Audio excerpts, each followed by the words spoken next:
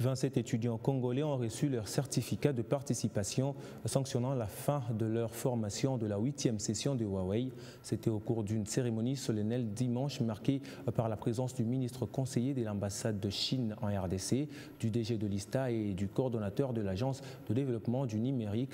Les lauréats ont vivement apprécié les connaissances apprises pour la maîtrise des hautes technologies.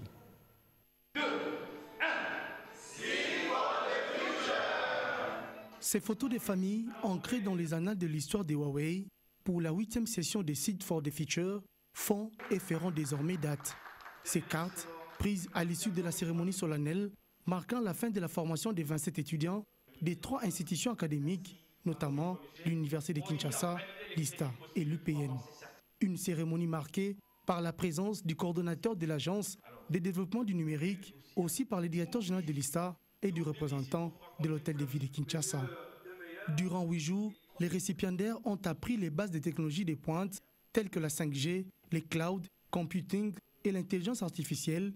Ils ont à la fin rédigé et défendu des projets de sociétés dénommés Tech for Good aux côtés des étudiants de la Finlande, l'Italie et de la Hollande. Dans son discours, le directeur général adjoint de Huawei a salué les efforts du chef de l'État et du gouvernement congolais pour le développement du secteur éducatif de la RDC. En RDC, Huawei est établi depuis 2006. Pendant plus de 15 ans, nous sommes ici et nous croyons qu'avec notre technologie, nous pouvons le transmettre petit à petit, graduellement, au talent local.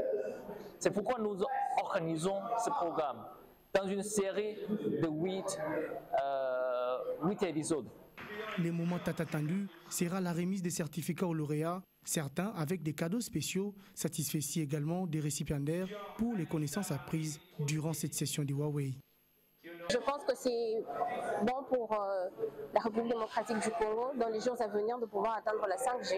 Nous savons que nous avons souvent des problèmes de connexion, mais aussi qui nous aident à pouvoir avancer dans le monde technologique, où nous avons aujourd'hui des maisons intelligentes qui fonctionnent beaucoup plus avec la 5G.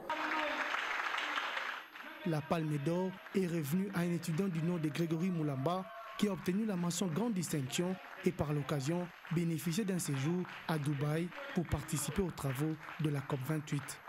C'est vraiment une grande opportunité à ne pas arrêter, en tout cas pour les jeunes Congolais. Nous vous prierons d'étendre ça même dans les provinces, question de permettre à tous les jeunes Congolais et toutes les universités de participer et de profiter de cette opportunité que Huawei offre en tout cas. Satisfait par la qualité des lauréats, le coordonnateur de l'Agence de développement du numérique a invité les meilleurs à prendre part au forum ADEX qui se tiendra à Kinshasa du 22 au 23 novembre prochain.